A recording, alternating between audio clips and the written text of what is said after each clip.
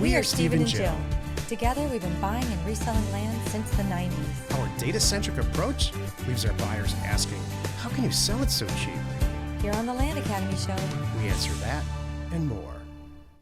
I'm Steve and Jack Butala. And I'm Jill DeWit, and this is the Land Academy Show from the road.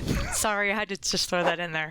This is episode number 1957, and today we are talking about the land component of affordable housing. It's an in-depth discussion that we had in the most recent Career Path alumni call. And then Jill's going to talk about the role of marketing in this, what we call modern land flipping, currently. What I do now is not what I was doing 5 years ago. Exactly. It's going to be cool. I want to say, too, for a few minutes, we're coming to you from the road. We happen to be in Colorado, and if you could just imagine as I look at the camera and I shift my eyes about 4 inches to the left over the monitors that I'm looking at, it is the most dreamy, beautiful, tree-lined, blue sky view. It's 70 degrees today. Yeah. So we were on our bikes all day yesterday. We had to race home. We did not get in the rain yesterday, and it was so flippin' fun. We're in Durango. By the time this airs, we will not be. True. And we'll be out of Ouray also. We're going up the $1 million highway in our new RV, new to us RV. Right. Over the next week. Exactly. We're loving it. I just installed this studio today, so we'll see if it works, but I'm pretty happy with myself. We'll see if it works. I'm generally not happy with myself, and I'm pretty happy with myself right now. Why are you I'm the opposite. I roll around like I am generally happy with myself, but if nobody else is, I don't care. I'm happy with myself. That's why this works. I could look like I don't know what. I could be a disaster going down the street, but I might feel really good about myself. Your strange, unwarranted positivity offsets my eternal negativity, so we're always at zero. Do you know what's really nice? A lot of negative people say, "Oh no, I'm not negative. I'm a realist." You don't say that. No. It's really kind of funny. Exactly. I just want to add that. This is us. This is us on the road. We're going to be on the road for months now, you guys. This is our first podcast on this trip. So this is number 1 of how many weeks? We should put that in there, keep track of. It's episode 1957, but it's episode 1 of this, what am I trying to say? This particular outing. And our outing might be 8 weeks. It might be 12 weeks. It might be 20 weeks. Depending how today goes. So you never know how this is going to end. But I just want to add, the whole point I'm trying to make is I'm buying and selling land all over the country, right? I'm not standing there. I'm not going there. I'm not seeing it. I'm not doing anything like that.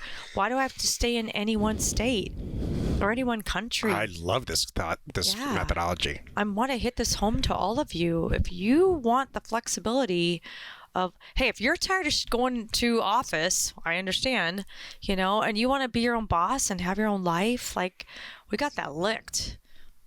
This is a good gig. Yeah, we do. Mm-hmm. And it wasn't so much that we couldn't do it before. Mm-hmm. It was just we had children at home, and there was just a lot of other things. Jill it's a good time to bring up Land Academy ladies. Mm-hmm. You just had your Land Academy ladies discussion, and mm-hmm. I think you guys talked a little bit about, life gets in the way. Yeah. Don't let it. Don't let it. Yeah, if you're like, oh, I can't leave. Really? Think about it. It's summer. Kids are out of school. Why can't you? We can.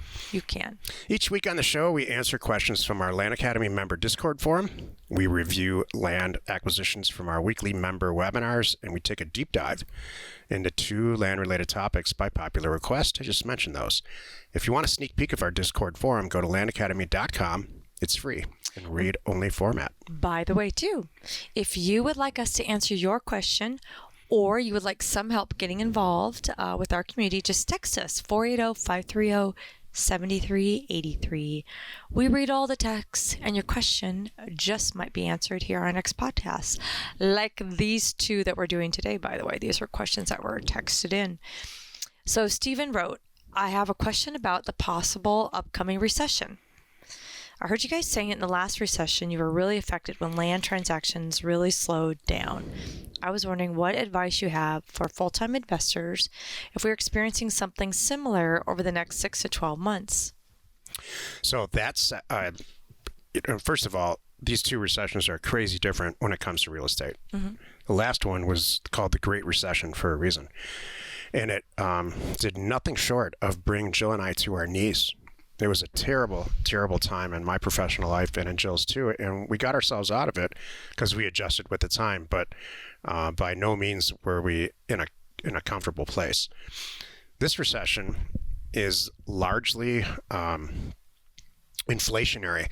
The last one was mortgage and banking driven, so it caused a lot of foreclosures and subprime mortgages, and it was real estate based worldwide, starting in New York.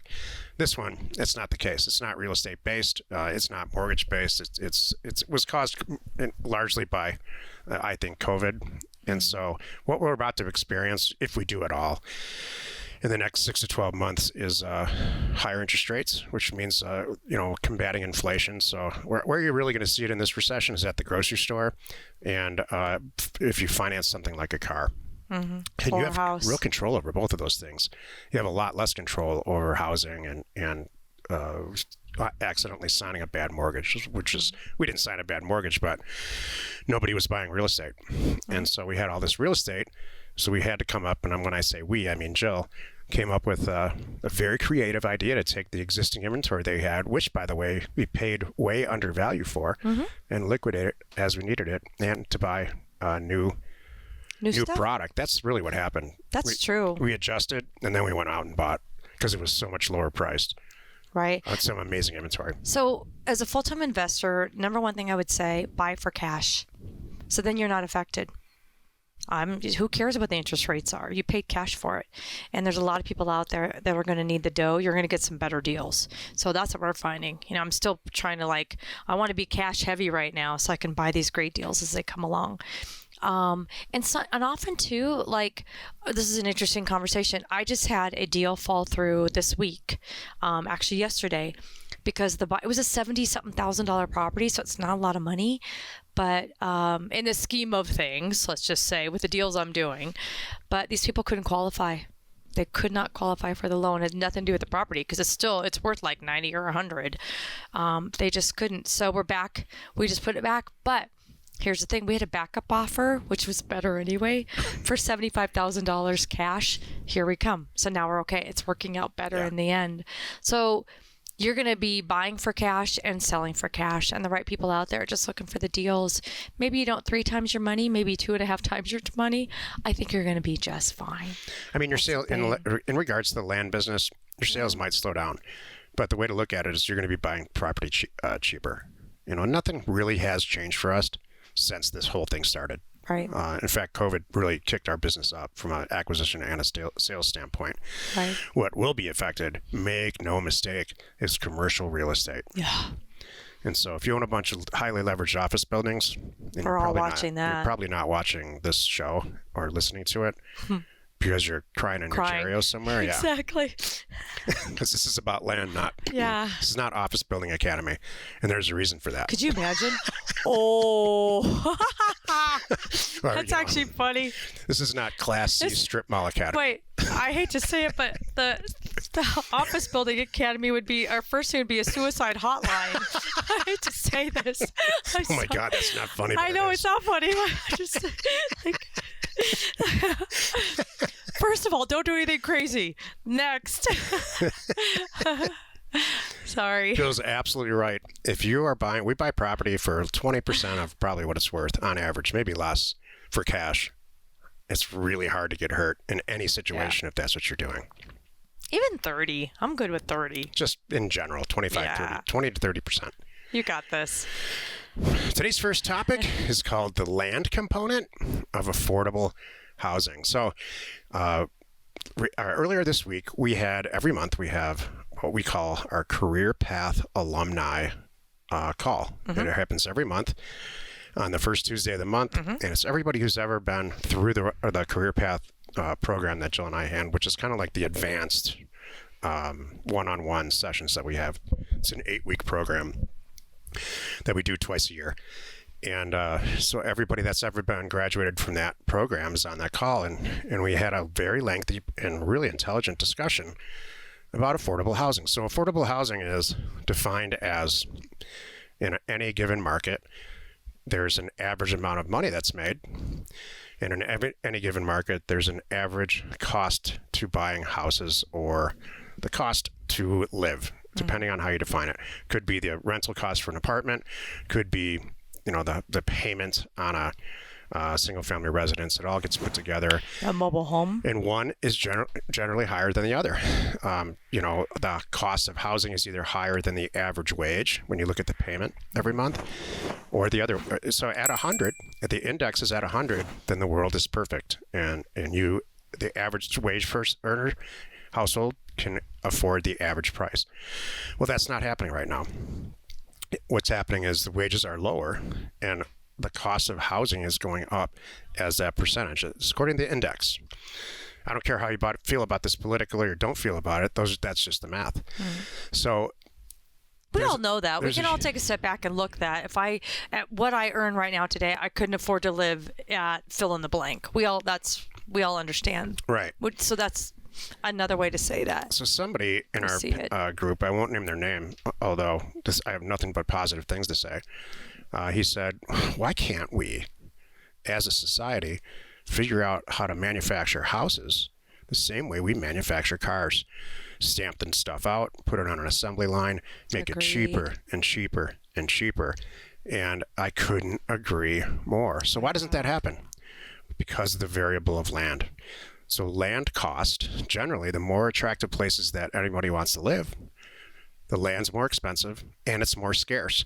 So now you're messing with raw supply and demand. You have a huge demand for very expensive land. So the cheaper, even if you put a very inexpensive product, slap it right down on there, it's not apples to oranges if you put that same actual, let's call it an F-150. You put that F-150 right on top of a rural piece of property. Then to add on top of that, where you're going to get water. If you're living in California, water is a real issue. You've got municipalities telling you what type of product and only stick-built homes here.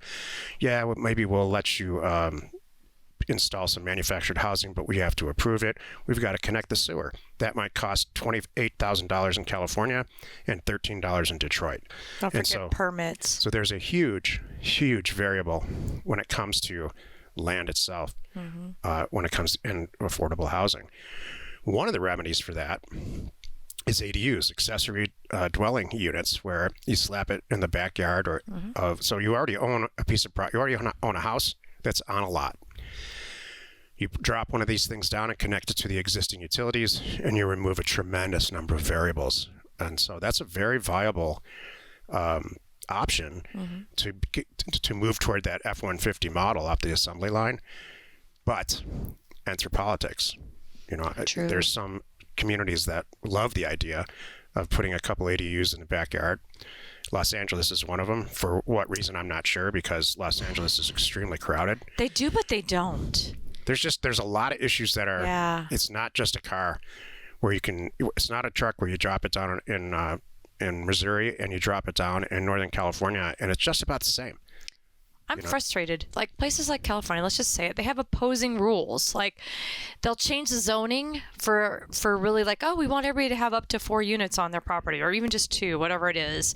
They'll just automatically across the board pick chunks of areas and change the zoning that they can allow this. Yet then the permitting things don't go against it, and then the parking allowances go against it. There's all these opposing things. It's almost like you can't. It's so hard to untangle. Jill's exactly right. Yeah. What she's saying is there's a tremendous number of variables in LA City, right, versus let's say Hermosa Beach, which is in LA County, and now you've got a different set of rules, and all they're over adjacent to each other. Right. Versus Are we pro or against this today? I guess I'm not sure where we're going. I'm neither. Oh, okay, got it. I was neither. I know what I am personally. Okay. But I'll tell you. Oh, I'm glad you brought that up. Like, where are we going with this? So, I feel that's like all the I don't math, mean to and those are the variables, and that's it. Undermine your positiveness. What Jill's getting at is in our day, and certainly every single generation before us, if you can't afford it, then go somewhere else. Move where you can. You don't look at statistics and say, well, I live in an unaffordable area. Yeah, you do, because you can't afford it. You need to get another job or do something else. We did a podcast probably a year ago, maybe more, when this whole affordable housing thing used to be affordable housing is a huge topic right now. So I did a show called Affordable Escalades. Since we're comparing cars. Right. If you can't afford an Escalade, you don't whine about it. True. You just buy a cheaper car, or you buy a used one. True. And you have the same options with housing. If you can't afford where you want to live, which is my entire life, excluding right now, right, I can actually afford where I want to live. And I lived somewhere else. True. So there's a huge whine. What Jill's getting at is there's a massive whining component to this, instead of just actually doing something about it. I don't get a better job if you want to live there. Well, okay, hold on a moment. I'm not saying there's whining, but there's just like opposing stuff. Okay, you are. Okay, good. But here's how I was thinking of this. So how I see affordable housing in our world is, there's a lot of places you can go and a lot of things that you can do that are very affordable. The tiny house thing is still not done. I still think there's a buzz for tiny house. It's quieted down though. Have you noticed? Yeah. It's not like everybody's all excited like they were. Everybody, when it first came out. Not that fun to live in 100 square feet. Every single person said, I want a tiny house. I'm going to do this. It's so cute. Isn't this great? Look at my boyfriend and I and our kid and our 2 dogs or whatever it is. I'm like, really? You're all living in that thing? And we only need a 4x8, or something. It's that has worn off. But legislature doesn't necessarily make it easy, which makes They make it harder. They do. But the beautiful thing is there's places that are. This is my thing. If you're trying to do this in San Francisco, maybe a little difficult. However, maybe you're somewhere in Texas. There's a lot of places in this country that are beautiful, that are way more tax friendly, that have a lot less regulations, that you really can afford to have a nice life. I think what's bringing this up is what we're doing right now. So we leave Arizona, we're going to Colorado. We're in Colorado, right? We're all over Colorado. There are even parts of where we are right now. We're like, why is this bad? Come on. I'm not in Denver. I don't want to be in Denver, by the way. You can drive not too far, have a nice life, and it's a lot less expensive and beautiful. And so we're driving around the country, for the next several months, and most of the times we keep saying, what's wrong with this? Look, we're saying that right now in Durango. Yeah. This is so sweet. There's so many times Steven's like, look at that guy driving his own tractor around. Like, what a sweet life that guy has. His little downtown over here looks like there's 3 bars. They have a grocery store, and I'm sure he's growing his own vegetables. And Talk about healthy outdoors living. What's wrong with this life? I think sometimes we all get just a little too. I don't know what it is. It used to be keeping up with the Joneses or something stupid. That's what the saying was when we were raised. Like, you're trying to one up the next guy, and you're trying to have the cooler car in the driveway, or the bigger house, or the fancier watch. Oh yeah, you need a Rolex or whatever it is. I don't think that's that. That's not this. I know what you mean. It used to be that. That used to be that. So I still think there's people that don't think the way, that just take a step back,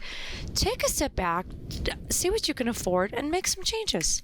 What she's saying is that the phrase affordable housing has never been brought up since, and it began around COVID. True. Around that time. I'm not saying it's a result of that, but affordable housing is the result of raw supply and demand. Mm-hmm. And so there's less demand in a rural community, so it's cheaper. There's more demand in an urban community, so it's more expensive. Mm-hmm. You yourself have control over how much money you make. Mm-hmm.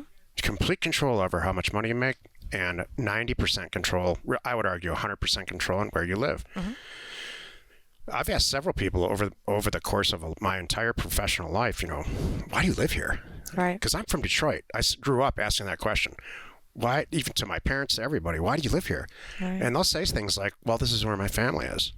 Or, yeah, you have control over that. Or one person's answer was, well, where did I get my dry cleaning done? So the problem is, there seems to be this sentiment that someone is pushing the buttons in a control tower somewhere about how expensive the real estate is over here versus over there.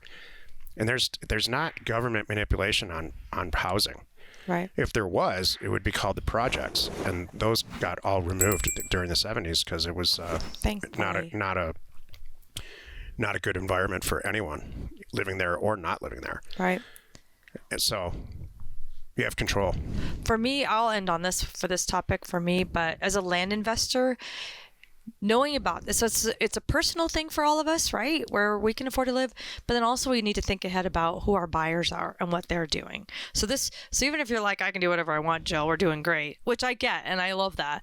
But you need to be knowing and thinking about this, because this is where you're going to be buying and selling land for a lot of people, and maybe try to be ahead of it, or just watch where they're going and watch where people are moving to and what they're trying to buy, and queue up that land. Geez, Joe, that's the greatest way to end this topic. We have, as land investors, have a total control over this. The statistics are everywhere. You can see where it's affordable and where it's not affordable, or you can see where people are moving. Buy land there. Exactly. Let's take a look at one of our favorite land acquisitions from our weekly Thursday member webinar. We're in Polk County, Wisconsin. No HOA. Now we got 2 properties. One's 5, one's 3.3. Hopefully they're together. $48,000 for both. Thinks we can sell them for 55 and 40.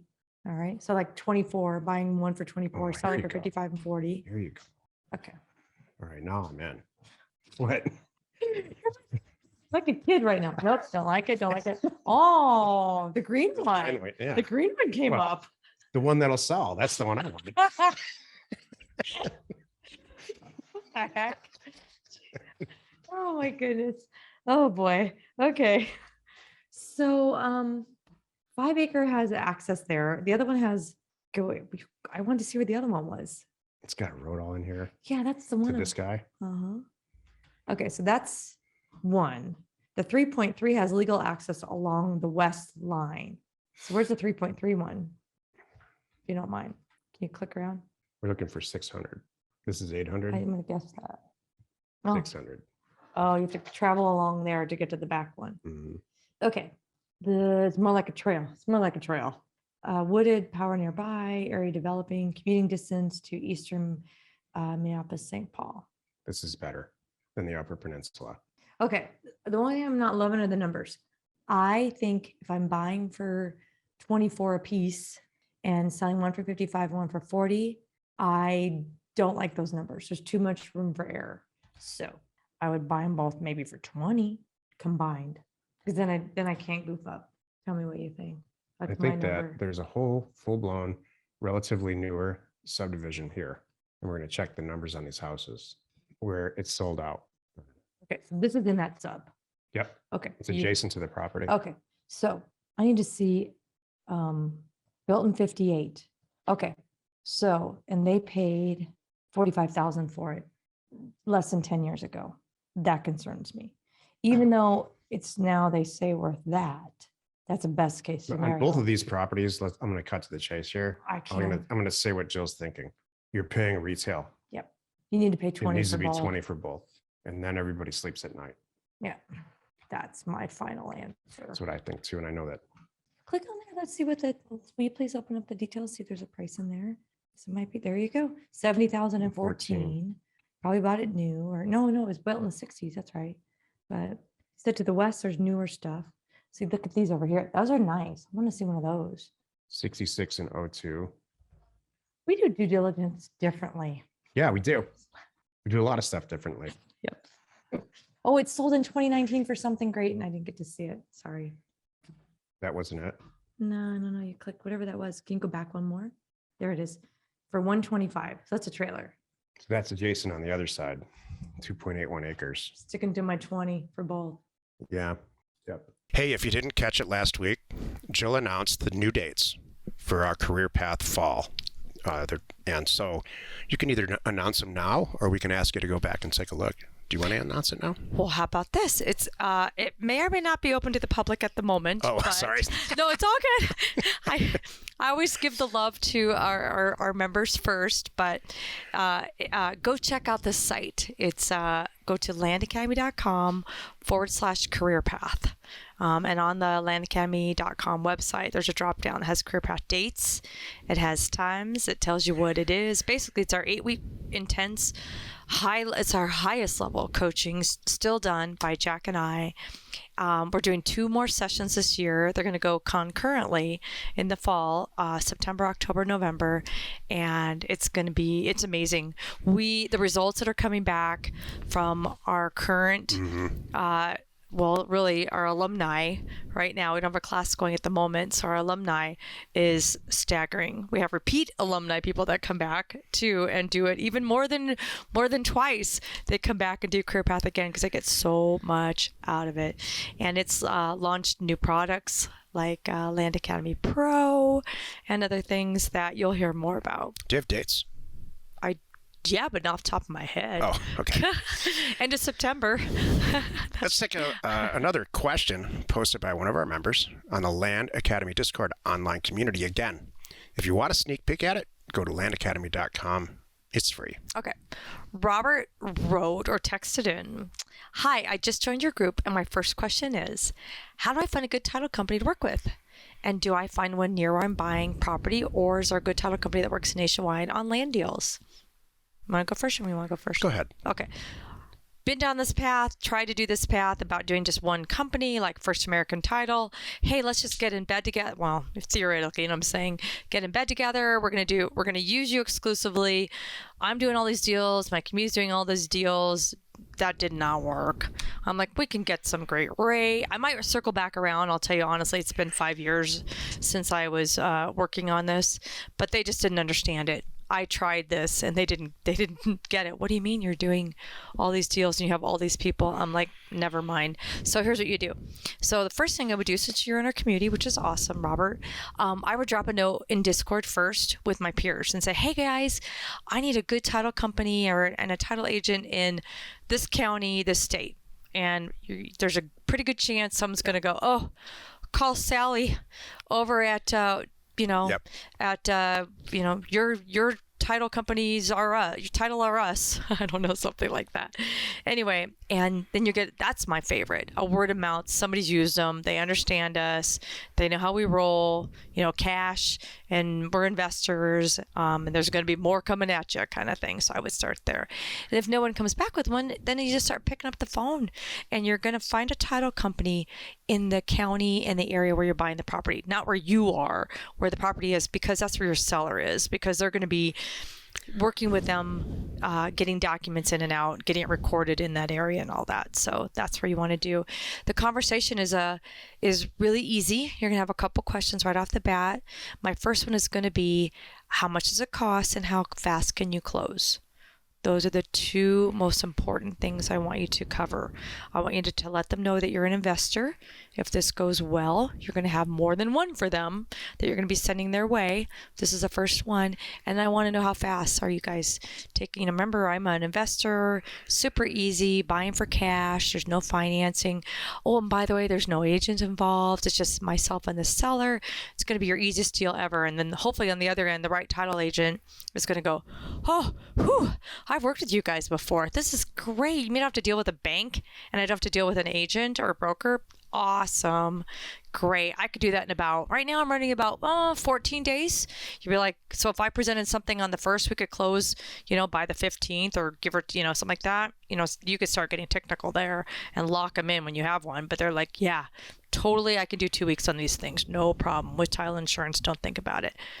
That's what you do. And then there's more to it, but that gets you going. And there's really one of 3 ways to handle this. Number one, if you're brand new or a DIY type person, you want to find a title agent, like Jill said, close to the property. Mm-hmm. And one that's hopefully maybe recommended by the recorder at the county where it'll be recorded. Mm-hmm. Number 2 is what we do, which is we've gotten big enough and we do a lot of deals. So Jill hired her transaction coordinator. Her name's Jan. And she does all of our deals. So she will, if we buy a piece of property in Florida, she will seek out. We never talk to anybody in Florida. We only talk to Jan. And Jan seeks that. She puts it all together, whether we're doing real estate deals in 19 states. She handles it all, so we only talk to her. The third way is join LA Land Academy Pro. And then you get to utilize our employees, so you don't have to go out and do this stuff. So if you are in Career Path or a Career Path alumni at some point, you will be able to. It's closed right now. We're full. But that's the best of both worlds because it's a lot cheaper and easier than hiring your own person. Cool. Today's second topic, the role of marketing in modern land flipping by Jill. That's not by me. I should just get up. It looks like you're standing up to walk away. You know, like get up and leave. Oh my God, I should do that. That would be hilarious. Watch the numbers improve on the show. There he goes. There, once again, welcome to my world. No, I was just going to talk about, so marketing in land flipping, right? This is what we do. So first, let me describe what I used to do, and let me describe what I do now. Okay, this is awesome. So here's what I used to do.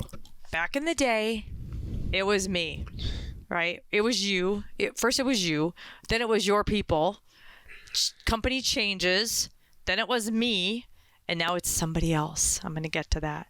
But I'm going to talk about me. So, I don't know, 5-10 years ago, I learned from Jack, what do good photos look like? Do I go out and take my own photos? No. But I know how to hire somebody. I know what to tell them what to look like. I know what I would give them a laundry list of photos. If I want this angle, that angle, looking from here, looking from there. I want blue sky. I want no snow on the ground. I want the town. Like, there was a lot. The role in marketing was writing my own description, writing my own title, getting my own photos, getting my own drone shots. Even back then, drones weren't even a big thing. It was really just photos. Now it's so easy to get one guy to do it all. And then getting it posted. Oh, and by the way, I had to take all the calls, inbound, all the people asking all the questions. And the more they asked the same question, I had to go back and update the posting. And I would have it on our website. I'd have it every darn website I could think of. I would have it in social media. I would have it on flat rate MLS listings. I mean, basically the point is, I did it, right? We had to do it ourselves. Let me fast forward to today. So today, and I wrote down a note here. Yep, we are eating our own words. Because this came up this week. Someone was asking me some point blank questions it's Land Academy Ladies, but it's soon to be Land Academy W. That's it. We are Land Academy W. We officially voted. That's it. We love it. So it's Land Academy Women. Like ESPN W, by the way. That's where I stole it. So we are now not doing any of that. I am baking in on all of my deals somebody else to sell the property to me, for me, I should say. And they are brokers and they are agents. So I will spend more time now, extra time. How's my time spent? Not with a photographer, not with a drone guy, not writing the description, not doing this. Now my time is spent while my property's in escrow, getting ready to close. I am trolling all the brokers in that area. I'm on all the land selling websites and just regular, Realtor, Zillow. I'm finding my favorites with who has recent sold properties that are just like mine in my area. I like the numbers. I'm looking at how fast they did the transaction. I'm looking at their listings. I'm looking at what they wrote. I'm looking at the photographs, and then I'm calling those guys. So by the time my property closes, and I can do this in one afternoon, by the way. It's not like I'm spending weeks on this. One afternoon, I'm sitting down. If I don't have one already, I'm like, well, now I need to find a guy to sell this property, and I've got more coming in this area. So let's see, who do I want to start with? I'm going to call like 3 or 4 brokers, see who answers the phone, see how we communicate, see what the commissions are like, how we connect. I've already seen their work, so I wouldn't have called them anyway if I didn't know they couldn't do it in that area, because I've done it and I like their work. So it's really now how we connect. And then I want to find out too, hey, by the way, what do you think you could sell this for, and how fast do you think you could sell it? It's that kind of a thing. And I'm letting them do it. Like, oh, whoa, Jack and Jill, hold on a moment. I've been binge listening to you. And in episode number 492, you were still cursing out brokers. Yeah, you're right. This is me. Oh, no, we all still feel the same way about brokers. There's no change there. Well, there is some of that. There's just a couple good ones. You have to find them. There is some of that. There is still going to be stuff that's not perfect, but you know what? I accept it. I'll tell you, even today, I just sent my transaction coordinator a note. We were messaging back and forth this today, and I'm like, what is this stupid form this person is asking me to sign? Yes, I know. This is actually, I'm like, I hadn't seen this before. I don't even understand the verbiage, but she's like, basically, you're signing because the buyer number 1 couldn't qualify. Remember you told me I just talked about it, and buyer number 2 is moving into the lead position. I'm like, we really have to do a stupid form for this? I'm like, okay, fine, whatever. And I wrote her a note. I'm like, this is why I would never survive if this was my job. Oh, jeez. I Yeah, I would crack. It would break me. I would be me too, Joe. telling the state, I'd be putting my middle finger up to the state I'm licensed in saying, are you flipping kidding me? I got to do this form because this is ridiculous. So anyway, I couldn't do it. So my point is, though, there are some good ones out there. And you were right in episode 492. It's not 492 exactly. Actually, for the first, maybe it's number. the first 800 episodes. Let's just, from episode 1 to 898. We were poo-pooing agents at all costs, saying don't call them. And now I'm like, no, I love them and they're great. And you know what? I bake them in, but I bake in good ones. 10%. You know what? Even less, 6 to 10%. Let's just say I've never paid more than 10%. So as little as 3. So Here's the thing. bake it into your costs, and it's not. It's a classic example of productive outsourcing. Mm-hmm. You know, now you're removing almost half of what you do for a living. Your workload. And so you can concentrate on one thing, which is buy undervalued land. That's it. And so if you can find or have your transaction coordinator find and vet good land agents in the area, you know, you're theoretically going to do twice as many deals because you have that much more time to spend on finding great property. Can I give a little disclaimer here, though? Land Academy Pro does not get agents for you. Yeah. That's one thing you need to do. But again, you can do that in 2 hours. Right. So thank you. But once you have that, we'll get everything going. You know? So you're good. Let's take a look at another one of our favorite land acquisitions from our weekly Thursday member webinar. In Gwinnett County, Georgia, 2 acres. We have access, everybody's alive. It's next to some houses and a school, good. No flood zone, partially cleared last year to pay for taxes, water at the street. Purchase price $30,000. Thinks we can sell it for 70 to 80. Nearest comp is a little bit bigger, sold for 100,000 in 2021. I'm looking for something wrong now. Me too. That's the only thing I don't see anything wrong with the dirt. Mm-mm. If you look at it from an A standpoint, access, heck yes. Adjacent, oh my gosh, yes. There's amazing stuff going on from an adjacent standpoint. Access, acreage. Let's see how many acres it is. 2 acres in a town here. That's good.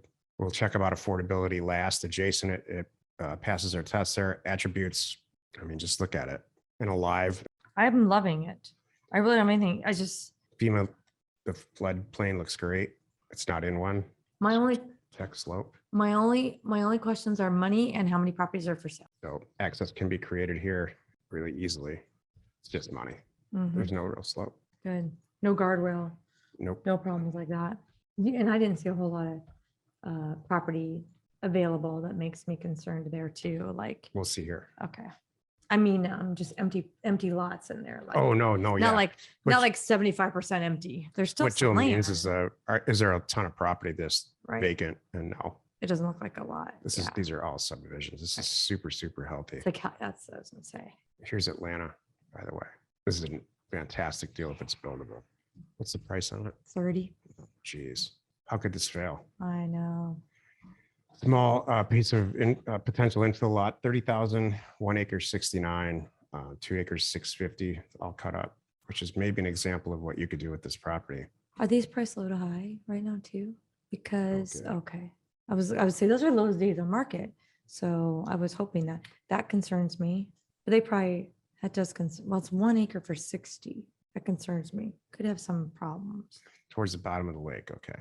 Price cut, just like we were talking about. Hmm. See, one's for 15, one's for 30. Why is that? 140 days, 118 days. So Carl, you know, it's Carl's career path, right? Uh-huh. So Why is one for 15 and one for 30? I wonder what can you let us know what your concern is and why this, of all the property deals that you're doing, why, what are you on the fence about here? Because these, like, look at this property here. This is way the heck out there. This is an infill lot. Like this house, 345, and you're paying $30,000 for a property that's a lot larger. That passes the 10% test. The How property's about the same size? You know what? That's my only concern right now, Carl and Sam. I'm also questioning, I hate to say it. I'd feel better if it were 20. 30's assuming a lot. I could screw it all up and then only sell it for 40. Yeah. That's my concern. Versus selling it for, 30 to 60, which is what you're shooting for. You still could sell it for 40 and get out, but see what the local agents say. Yeah, I'm feeling it. I just want a little cheaper, especially the way things are going right now. Price cut time. Purchase price cut. That's my new I'm thing. going to leave it at that. It's a purchase price cut. Wait. Jill, you have something inspirational to share. Yes, from Land Academy W. I love that now. I'm totally going to get some swag. We're going to get a logo and some swag coming. So hang on, everybody. It's really cool. So we were talking about, we alternate every month what our topics are. We get together at the beginning of every month and connect, and it's our community. And we go between a real technical thing to a mindset. We flip-flop from technical issues to mindset issues every other month. And this month, June, was a mindset issue.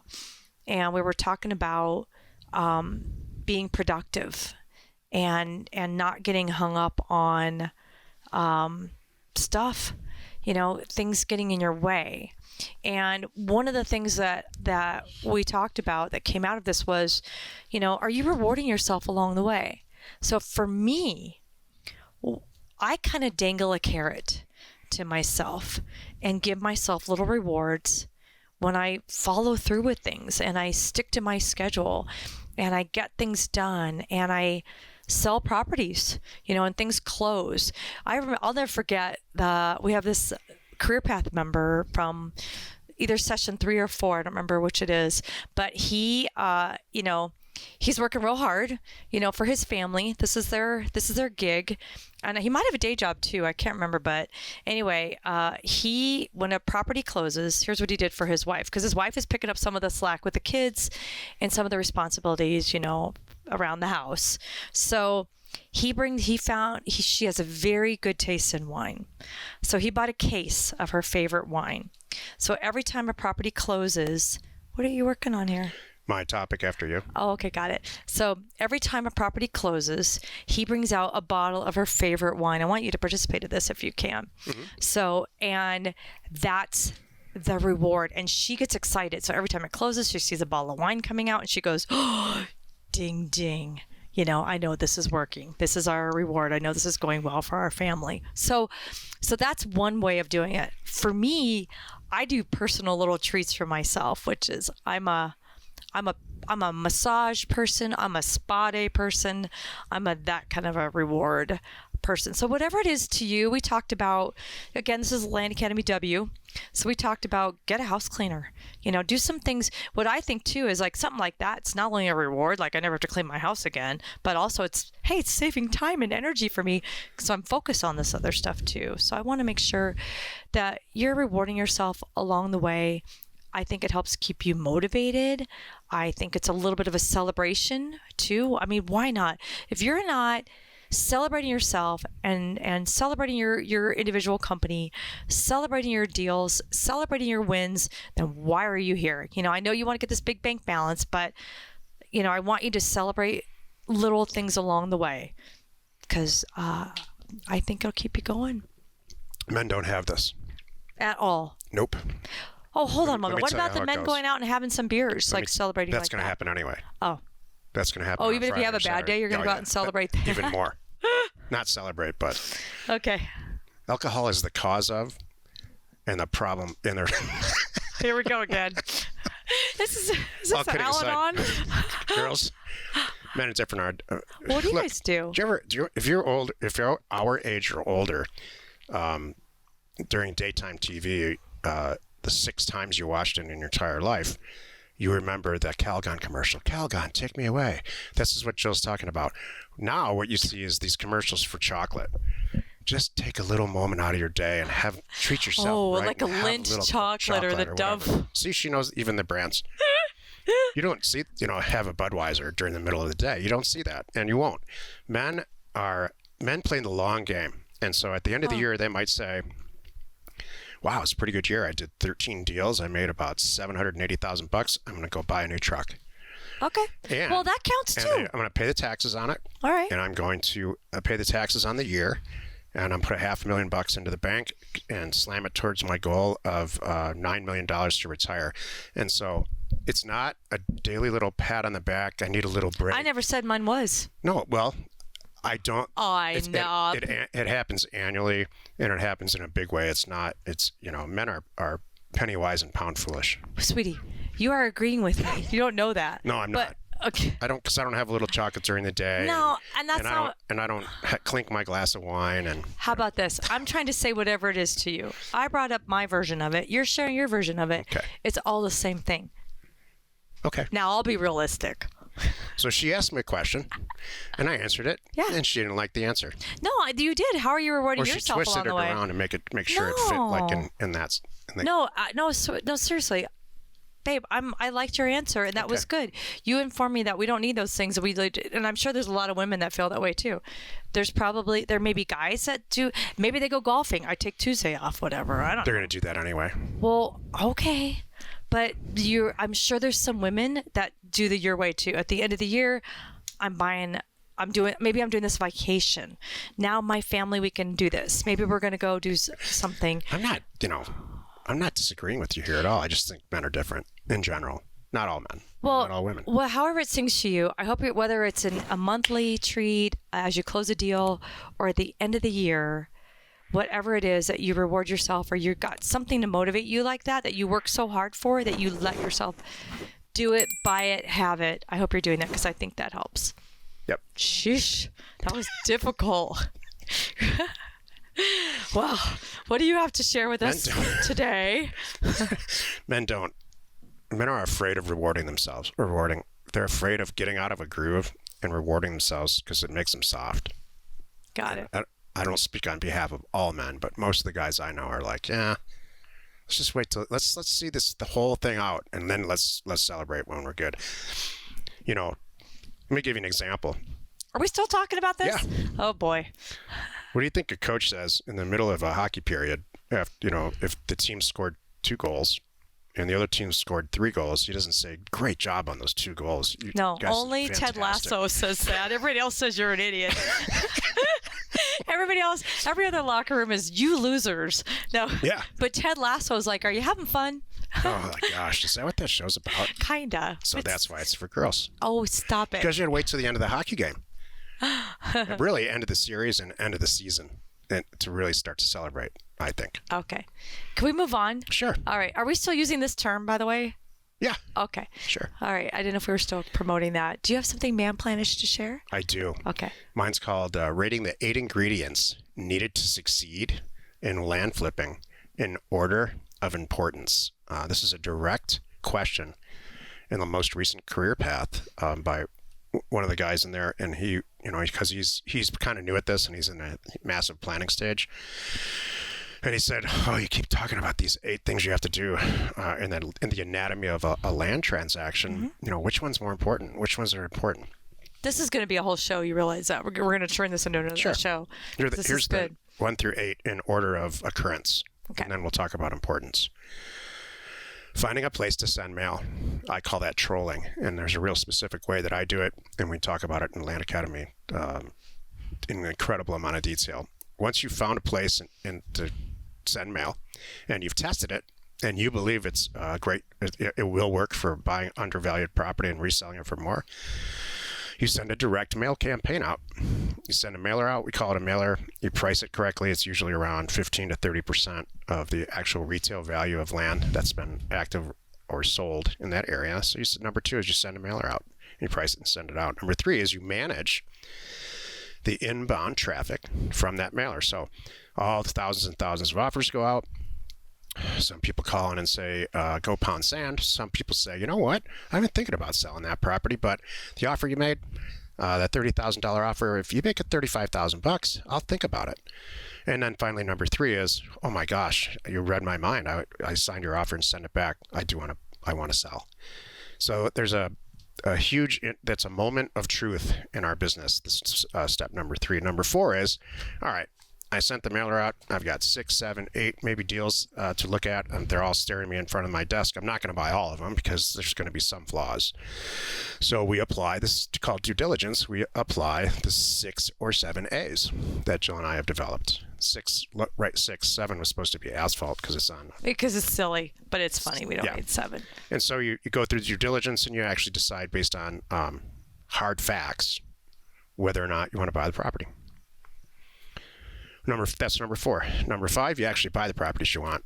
Number 6, you manage the sale of it. So now you bought it, you prep, and then you're going through the management portion of the sale, like we've talked about earlier. You find the right real estate agent, and you get the right escrow agent, and on and on and on. Number 7 is you sell the darn thing, which usually involves you clicking the back of your ballpoint pen and signing your name a bunch of times. Doesn't take a lot of time. And number 8, finally, is repeat. Over and over and over again until you have enough money and you don't have to do it or don't want to do it anymore. So the person who asked this question in our career path group is a very statistically minded person, and he's in this heavily planning for how many mailers yield an acquisition of those acquisitions, and on, endless questions like that, which I understand. In the planning stages, when budgeting stage, you want to get a handle on it. And so he asked, let's rate them in order of importance, to which I immediately responded, they're all essential. Every single one. Every single one. Number 1, if you don't find the right place to send mail and it's not supported by data, it's supported by feelings or throwing darts at a board in your office, that's not good. It's going to fail. If you don't send a mailer, nothing's going to happen. Number 2. That'll fail. Yep. Number 3, which is what Jill does, and I can't express this enough because it changed my life permanently. The person that's answering your phone and putting these deals together needs to have some type of magic about them, which is what Jill has. So I did pretty well at it for a lot of years, many years, very, well enough to do it on the back of a yacht. When Jill and I joined forces, my job was on the desk for at least a year about how she handled, and I never said, Jill, handle it this way, or maybe you should do this over here. She just did it. It's like you were born with it. I was. And so this is critical. You can get away with, like I did, kind of being a dud on the phone. But if you have somebody like Jill, can I write a note for myself? You're going to smash it out of the park. But if you don't send the mail out, which is what I do in our relationship, she's not even going to have the opportunity to shine. So in the 4th one, you're staring at those 5 or 6 deals or 10 deals that came in out of the mailer, and if you choose all the wrong ones that don't have access or whatever one of the A's are, they're fatally flawed, you're going to have a real tough time reselling them for more. Mm-hmm. If you don't pull the trigger, number 5, and buy the ones, actually buy them, this happens with people. They get little cold feet. Not going to happen. If you don't get the right real estate broker, number 6, and manage that sale and manage that broker or agent until they find a buyer, fatal. Number 7, you just don't sell it. You buy a ton of property and you just I've had this problem personally. I'm really good at acquisitions and not really interested in selling anything. That's not good. And number 8, if you don't do that second mailer, it was all just for nothing. You just made a few, 10, 20, 30, maybe $100,000 one time, and you didn't repeat. Mm-hmm. Excellent. There's 8 components to this, and all kidding aside, they're all imperative. Keeps a lot of people out of this business, which is what I love. Me too. Don't forget, you can reach us for questions and help simply by texting 480-530-7383. Join us next Wednesday for another interesting episode, because you are not alone in your real estate ambition. We are Jack and Jill. Information and inspiration to buy undervalued property. We hope you found our content valuable and we appreciate your support. If you have not already, please check out our channel and hit the subscribe button. And your comments and suggestions help us to create the content you're here for. Hitting the like button helps to support our channel's algorithm and gauge your interest for future shows.